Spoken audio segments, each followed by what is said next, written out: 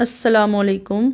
ईमान की सलामती के साथ अल्लाह ताला हम सब के रिज़्क़ में बरकत अता फरमाए, आमीन। बिरयानी की ये शानदार और मुनफरिद सी रेसिपी आपके लिए ढेर सी दाद समेटने का बायस बन सकती है। इस तरीके से बनाई गई बिरयानी की रेसिपी सब पूछने पर मजबूर हो जाएंगे। आइए अपनी रेसिपी को शुरू करते हैं। बिस्मिल्लाहिर्रहमानिर्रहीम। सबसे पहले बारी है चिकन की मैरिनेशन की। 1 किलो चिकन लेकर मैंने धोकर इसको साफ कर लिया है। एक बड़ा बाउल ले लिया है। इसमें इतना पानी शामिल करना है जिसमें चिकन डूब जाए। अब चिकन में 1 बड़ी चम्मच नमक डाल दूंगी और 1 बड़ी चम्मच काली मिर्च पाउडर शामिल कर दूंगी। 1 बड़ी चम्मच लहसुन का पेस्ट लिया है। इन तीनों को पानी में अच्छी तरह मिला दूंगी। इसका एक फायदा तो ये होता है कि चिकन का फ्लेवर बहुत अच्छा आता है और दूसरा चिकन जूसी ही रहता है। चिकन को पानी में 1 घंटे के लिए डिप रहने देना है। इससे जिंगर बहुत अच्छा तैयार होता है। अब इसको मैं एक साइड पे रख देती हूँ। दूसरे नंबर पे बारी है सब्जियों की मैरिनेशन की। इसके लिए मैंने पहले एक बाउल ले लिया है जिसमें सब्जियां मिक्स करनी है। बाउल में 2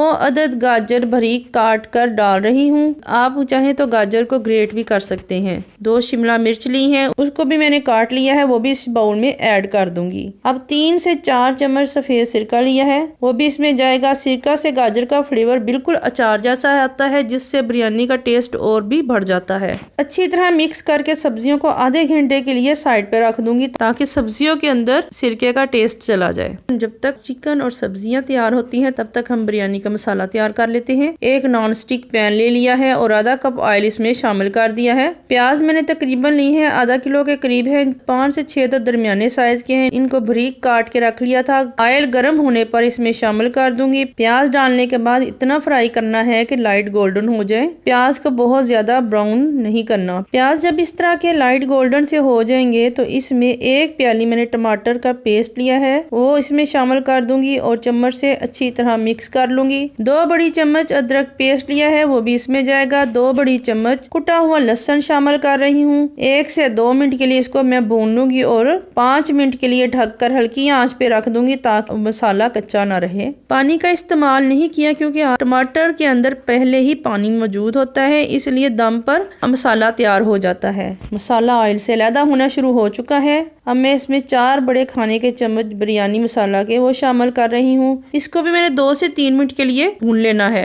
फिर इसको भी हल्की आंच पर पकने के लिए मैं रख दूंगी। आधा घंटा गुजर चुका है। जो सब्जियां मैंने रखी थी उनको अब किसी नेट में डालकर रख दूंगी ताकि एक्स्ट्रा जो सिरका है वो उसमें से निकल जाए। मसाला जब तैयार हो जाए तो 1 कप पानी लेकर इसमें शामिल कर दूंगी ताकि ग्रेवी बन सके। तो इसमें थोड़ा सा सब्ज प्याज काट कर शामिल कर दूंगी। सब्जियां भी इसमें शामिल करके मिक्स कर दूंगी और आंच को मैंने बंद कर देना है क्योंकि सब्जियों को पकाना नहीं है, वो दम पे पक जाती हैं। इसलिए मैं यहाँ पर आंच को बंद करके मसाले को साइड पे रख दूंगी। एक देगची ले रही है, उसमें इतना पानी शामिल कर दिया है जिससे चावल बॉयल कर सकूं। चावल मैंने 1 किलो लिए हैं और उनको धो के रख लिया है। पानी में नमक शामिल करके बॉयल होने के लिए रख दिया है। चिकन को मैरिनेट किए हुए 1 घंटा गुजर चुका है। अब मैं चिकन का पानी स्ट्रेन कर लेती हूँ और मैंने एक नेट ले ली है। इसमें नीचे पहले मैंने एक बड़ा सा बर्तन रख दिया था। बहुत आराम से चिकन निकाल कर इस नेट पर रख दूंगी ताकि जो एक्स्ट्रा पानी है वो इसमें से निकल जाए। चिकन को 10 से 15 मिनट के लिए नेट पे रहने दूंगी। जब तक चिकन ड्राई होता है तब तक के लिए जिंगर की तैयारी कर लेती हूँ। मुझे 2 अदद बाउल चाहिए। एक बड़ा बाउल लिया है, इसमें पहले मैंने 1.5 कप कॉर्नफ्लोर का ऐड कर रही हूँ। कॉर्नफ्लोर से जिंगर बहुत क्रंची बनता है। 2.5 कप मैदा लिया है। जितना मैदा है उससे आधी मिकदार में कॉर्नफ्लोर इस्तेमाल करना होता है। मैदा को इसमें मिक्स करने से पहले मैंने इसको अच्छी तरह छान लिया था। अब इसमें 1 बड़ी चम्मच नमक शामिल कर दूंगी। 2 चम्मच सुरख मिर्च पाउडर का इस्तेमाल कर रही हूँ। 1 छोटी चम्मच काली मिर्च पाउडर लिया है। तमाम अशिया को डालने के बाद हैंड विस्क की मदद से मिक्स कर लूंगी। इस तरह मिक्स करना आसान हो जाता है और आटा भी बाहर नहीं निकलता। इससे मिक्स भी बहुत अच्छा हो जाता है। जब अच्छी तरह मिक्स हो जाएगा तो 1 कप खुश्क पाउडर निकाल कर दूसरा जो बाउल लिया था उसमें शामिल कर दूंगी। फिर इसमें 1 अदद अंडा लिया है वो इसमें डाल दूंगी। 1 कप दूध का भी शामिल कर दूंगी और अच्छी तरह इसको भी हैंड विस्क की मदद से मिक्स कर लूंगी। इतना मिक्स करना है कि कोई भी गिल्टी ना बने और इस तरह का पतला सा लिक्विड तैयार हो जाए। अगर आपको लगे कि बैटर अभी सख्त है या गाढ़ा है तो थोड़ा सा दूध या पानी इसमें ऐड कर सकते हैं। चिकन को डीप फ्राई करने के लिए एक बर्तन लेकर इतना ऑयल इस्तेमाल किया है जिसमें चिकन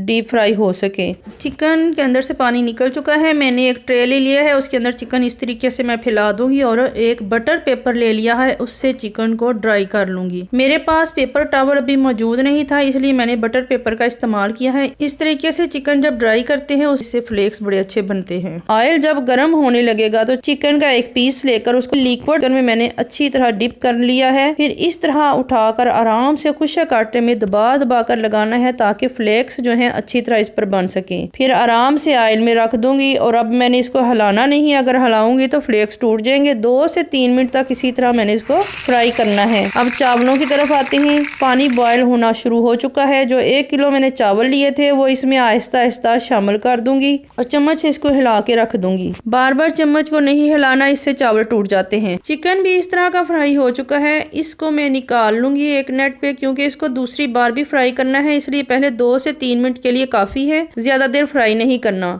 बस इतना सा फ्राई करके इसको निकाल लेना है। इसी तरह बाकी का जो चिकन है उसको पहले मैंने लिक्विड में डिप करना है और फिर ड्राई आटे में अच्छी तरह दबाकर इसको इसमें फ्राई कर लेना है। चावल तकरीबन बॉयल हो चुके हैं। चावलों को चेक कर लेते हैं। जी माशाल्लाह बहुत अच्छे तैयार हो चुके हैं। 90% तक तकरीबन पक चुके हैं। इनका पानी मैं निकाल लेती हूँ। चावलों को बहुत ज्यादा नहीं पकाना, ज्यादा पकाएंगे तो चावल दम पे बहुत ज्यादा नरम हो जाएंगे। बस इस तरह के जब हो जाएंगे तो चावलों का पानी निकाल देंगे और इसको नेट पे निकाल लेंगे। चावल के बॉयल होने तक मैं चिकन भी तमाम फ्राई कर चुकी हूँ। अब पहले जो मैंने चिकन निकाल के रखा हुआ था उसको दोबारा से इसमें डीप फ्राई करना है। तकरीबन 3 से 4 मिनट में फ्राई हो जाएगा।